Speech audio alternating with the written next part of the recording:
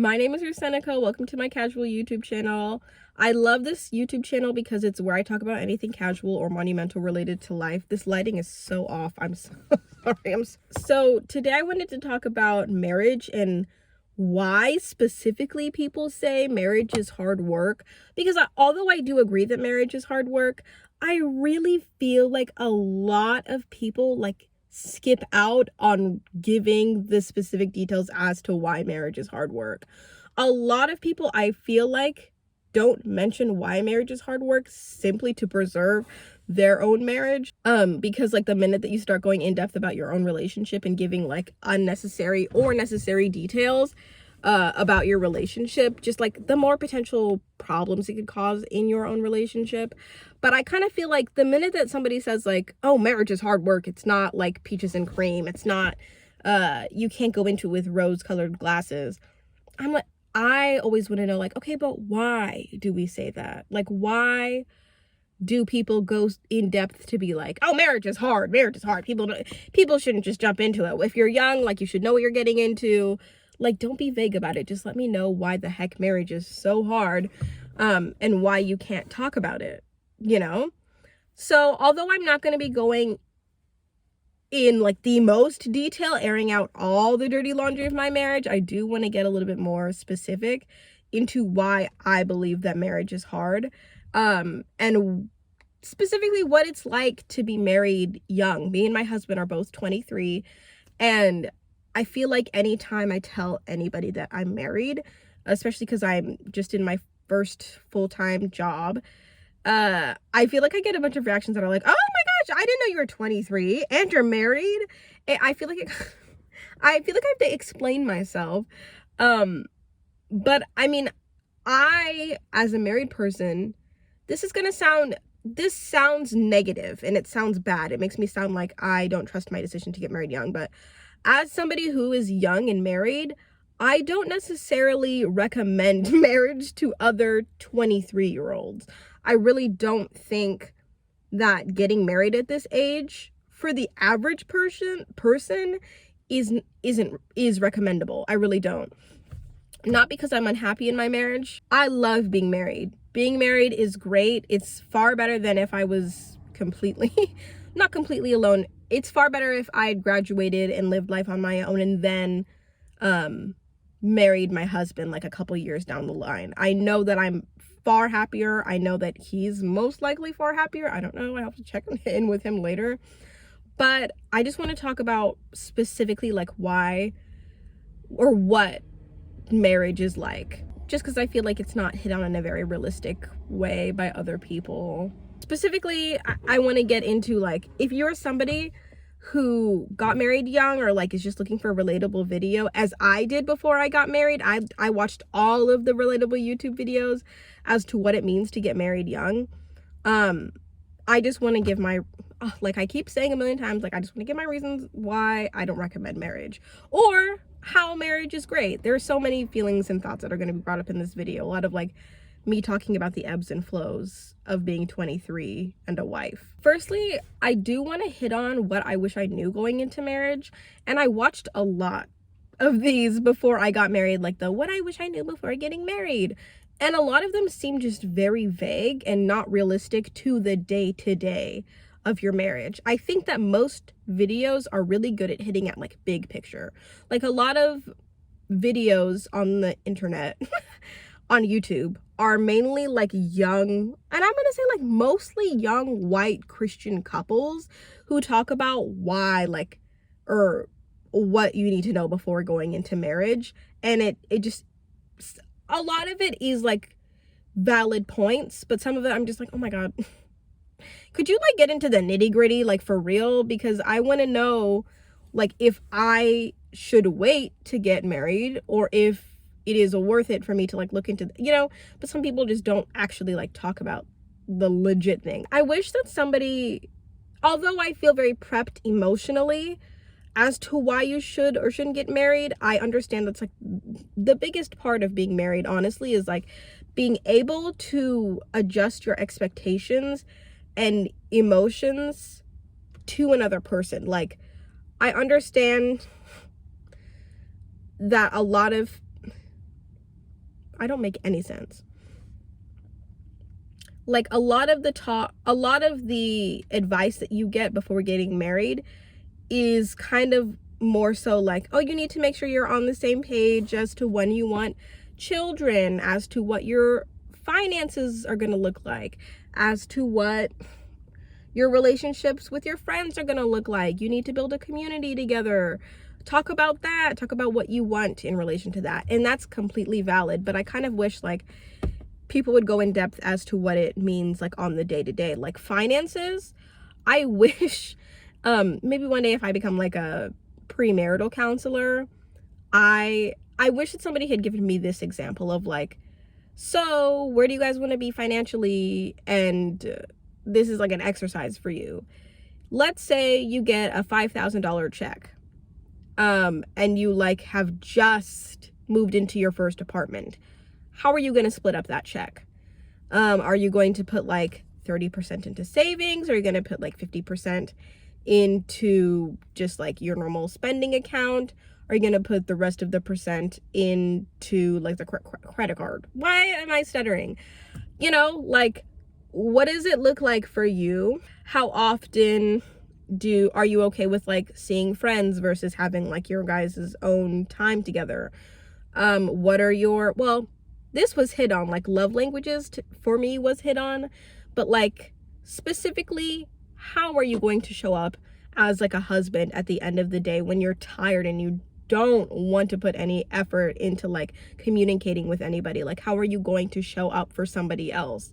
Because like that really is a very challenging thing. Like, it's so easy when you're in a good mood, and it's so easy when you're off the high of an engagement to be like, oh, I'm going to show up for this person in this way, and I can't wait to live with this person, and I can't wait to cook them meals, and I can't wait to do blah, blah, blah, blah, blah. It's so easy to fantasize about what you're going to do and about what you want to do for somebody. What does it look like when you are in conflict and you don't want to put any effort into like the marriage? Like, what does it look like for you when you're upset? How do you talk that out with your spouse? What does it look like when you want some space? Do you communicate that you want some space? Or do you just expect somebody to read the signs of you wanting space and for that to just be it? Because I'd say that me and my husband, like, even though we had been dating for 3 years prior to getting married, now we're at 4, I really am figuring out a lot about him and his communication style, mainly because he's a lot more passive than I am. And I'm a lot more direct because, like, if there's a conflict, he is the type where he wants to solve something, but, like, he doesn't say that immediately. So I just kind of have to pick up on the fact that he wants to solve something. Sometimes it depends on the conflict that we have. Like, it could be, like, a little thing, like, he's mad at me for, I don't even know. Let's say he's mad at me because I keep saying that I'm gonna go out and get milk and I don't because I'm like into a book that I'm reading. Like, it's valid for him to be mad at me, but he has to like tell me like, hey, I'm getting a little bit upset and frustrated that I keep communicating this thing to you and it just hasn't got done. He'll like, we'll only talk about it after I'm like, hey, I noticed you're being a little bit distant. Is anything going on? And then he'll be like, I'm fine. I'm like, clearly you are not. And for us to work on this and for our marriage to thrive, you gotta tell me, like, seriously, like, what's going on? And then he'll like talk about why he's affected. He doesn't want to make anybody uncomfortable, and he really doesn't like getting into conflict. And I knew that about him beforehand, but when you're dating, it's so much easier to like take some time to yourself, because especially when you don't live with somebody, it's kind of like if you're mad at each other, then it's like clear you just don't text, like you don't hear from them for like a little bit. And then when you are fine and kind of like get your emotions together, then you speak to them. But when you're married, it's like, I'm living with this person, we're having conflict, we just got to be in the same space, but we got to figure out like how we're gonna like mend and like problem solve together, even when we don't feel like it. But yeah, so I kind of wish that like somebody, well, maybe people did tell us about like conflict management and we were just like, fine, it'll be fine, we don't even argue. But I feel like marriage is hard in that respect because you don't really like know conflict with your spouse and know how to resolve it unless you talk it, well, not only if you just talk in depth about it, but like if you're in it. I would have not known how to have dealt with that when we were dating because like it's so easy for us to like recognize that there's conflict, not talk for a few hours, and then come to solve it, you know. The interesting thing about being married is I feel like the finances of it all, like there are so many things that I'm learning and he's learning that we only have touched on since having such little money, being like married so young. It is a lot. I don't know how teen moms support children. Like it's mainly a lot because I support my husband. I support us because I'm the only full-time worker, but I don't make that much money. Knowing that it's just me contributing to our finances, I have to be so communicative with my husband about what I want versus what I don't want. Not only what I want versus what I don't want, but like to be realistic about how we can like sustain a living off of one income for two people. Because honestly, there's a lot of resentment when it comes to finances when your spouse's like spending habits are very different than your own. My gosh, like I kind of want to keep it at that, just to be like, if your spouse spends differently than you do, you have to talk about like if you can be fine with that or if that's going to cause you to be like resentful. That's why marriage, in my opinion, is hard related to finances. It's because like you have different spending habits. Your financial decisions impact each other equally, but at the same time you're still both individuals, like living an individual life, but like you have to be very cognizant all the time about what your spouse wants versus doesn't want, and about what you want versus don't want. It's hard. Another reason why marriage is hard, an example that I want to bring up is like something that I feel like isn't in my favor, because like that's what marriage is. Like sometimes this is gonna sound awful. I do believe this sometimes you just are the worst spouse. Like sometimes you have less energy, sometimes you have bad days, or where you have sometimes like you can be the cause of a conflict. Sometimes you just are the worst spouse. Like there's no way two people can be equally two people can be on like the same playing field all the time. Like there are some days where I'll come home from work, Chris will ask me to come pick him up from like a certain place because we're like operating with one car right now, and I don't have the energy to pick him up, so I'll tell him to take the bus. Chris will never tell me to take the bus, even when he's tired and exhausted. Like he always just says yes to whatever I want if it's more convenient for me. If I'm tired at the end of the day and I like have 30 minutes to nap, or I'm 30 minutes into a nap, I'll tell Chris to like handle transportation himself, because like I don't want to sacrifice my own comfort. And that to me is just kind of like, I'm the worst spouse in that way, because there are multiple moments where you have to prioritize your spouse's happiness over yours, just because like it's just a nice thing to do. It's the way to be a good spouse. I'm not saying like every single time you shouldn't sacrifice your happiness all the time. You shouldn't be a slave to the person that you're married to. Like they should understand sometimes you need like your own space. You need to nap. You need to not like give all of your energy to them all the time. But like there are just some times where I should just like get up and like drive to him, and so that he can relax and not wait for the bus for like 20 minutes. You know what I mean? Whatever. Some days you're just like not in a good mood, and your spouse has to like take note of that and adjust to that and just give you space. And that's hard to deal with when you live with somebody. Just like recognizing they have to meet people where they're at and see their humanity, and to not match them at their level, but to like rise above for the sake of your relationship. One thing that me and my husband were talking about very early on in our marriage was like, I think I'd asked him, like, is there anything that you miss about being single?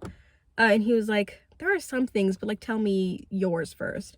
And I was like, I kind of miss waking up and being able to do whatever the heck I want. Like, I miss waking up and laying in bed till 1 p.m. because I feel the need to be impressive around you sometimes. And obviously, like, he knows that I meant not in a way that, like, I want to be perfect around him, but in a way that I'm like, I want to be productive, because in a marriage, it kind of feels like your day-to-day is very productive. You don't have to go at anybody's pace but your own when you're single, and that's what we missed in the beginning about being single. But it's not to say that I wouldn't change anything. I like going at the pace of somebody else because it makes me feel like I'm living my best life. I feel like I'm my most productive being married to him, because I push myself to be a good wife as well as to be a good person and to like communicate all of my thoughts. I love that. But sometimes you sit to yourself and you're like, if I could just like literally be in bed for like hours, I would love that. I would absolutely love that. Or if I could just play the piano and like not have to worry about like how loud or quiet it is. Or if I could just like do this thing that I'm kind of insecure about, but I can't do it because I'm like insecure about doing it in front of him, you know? There's so many things about marriage that are like trying, but it's all worth it to have your person there for you at the end of the day. It's so nice to be in a partnership. Oh my God. So now I guess I'll talk about the great things about being in a marriage. I'm not gonna make like a long list, but I do just want to wrap this up with saying that I love being in my marriage. Oh my word. Like I couldn't have, no, I'm not going to cry. That's so annoying.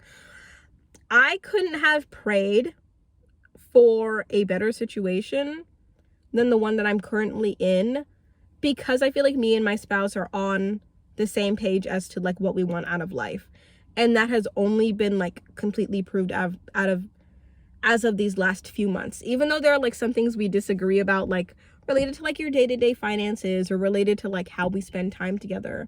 It's so nice to wake up to somebody and to like catch up with them and like let them know about your dreams, or even to actually let them know about your actual dreams and to like tell them every single thought that you have. It's nice, especially when you're like a clingy person and you have some dependency issues like me, to just know that somebody's always going to be there for you. You're always going to have somebody to come home to. It is so nice to like know that when you have a bad day, or like if you do something embarrassing, the first person that you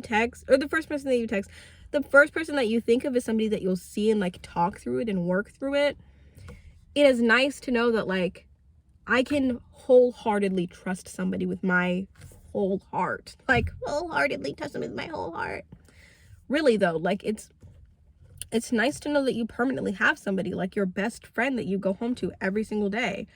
And I think even when the hard times are hard, even when you have a conflict, like it's hard when you have a conflict with a friend or a family member, because you're kind of like, ooh, like the severity of this conflict could break us as people. And like, I guess to a certain extent, like that also relates to marriage. Like there are a lot of things that you shouldn't sit through just for the sake of a marriage. But like, even though Chris and I have certain conflicts or certain things we disagree about, I know at the end of the day, they're never big enough for me to change my outlook on him.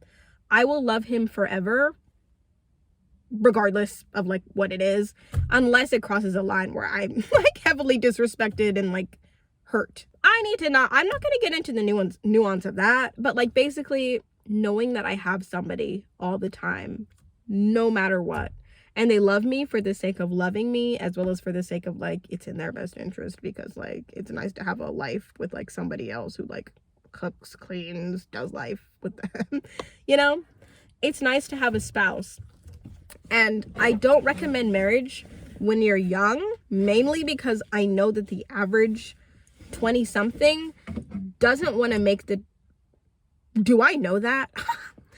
I can guess that the average 20 something doesn't want to make like certain sacrifices that you have to in marriage, because they're hard. It's hard to put yourself on the back burner when these are like your most selfish years. Like, this is the time to be selfish. Anyways, I hope you enjoyed this, and I hope you have a good morning, afternoon, or night. And I'll see you around, if not tomorrow.